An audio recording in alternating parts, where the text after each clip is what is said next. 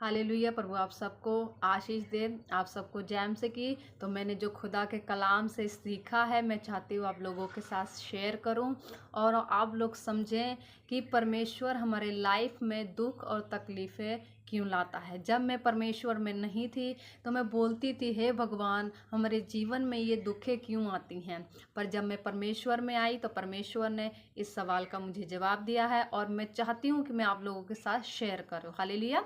तो जब हम खुदा के कलाम को पढ़ते हैं, बाइबल को पढ़ते हैं, तो मैंने इज़राइल लोगों के लाइफ को देखा है कि परमेश्वर उनके जीवन में कितने दुख लाता था।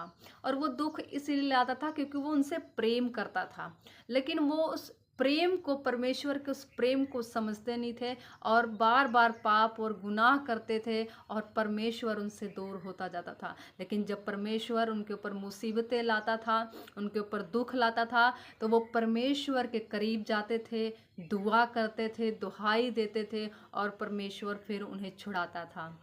हालेलुया। तो मैंने ये सीखा है परमेश्वर से कि जब हमारे ऊपर मुसीबत आता है तो परमेश्वर को खोजते हैं। हालेलुया। तो परमेश्वर इसीलिए मुसीबत लाता है कि हम परमेश्वर के करीब जाएं। पर बहुत से अगर हम देखें तो लोगों को जब परमेश्वर मुसीबत देता है, जब वो दुआ करते हैं परमेश्वर हर चीज़ दे देता है और जब उन्हें मिल जाता है तो वो फिर से परमेश्वर को भूल जाते हैं। इसी प्रकार इज़राइल लोग भी थे और आज भी इस प्रकार के लोग हैं कि जब वो दुआ करते हैं परमेश्वर सब कुछ उनको दे देता है तो इज़राइल की तरह परमेश्वर को फिर से भूल जाते हैं और फिर से वो मुसीबतों को झेलते हैं। लेकिन हमें ऐसा नहीं करना चाहिए, क्योंकि हम जब परमेश्वर का कलाम में पढ़ेंगे तो एक जगह मैंने पढ़ा, कहता है हे इज़राइल मैं तुझे कैसे छोड़ दूं, हे यहूदा मैं तुझे कैसे छोड़ दूं, मैं तुझसे प्रेम करता हूं। तो परमेश्वर जब हमसे इतना प्रेम करता है तो हम परमेश्वर से क्यों दूर हो जाते हैं।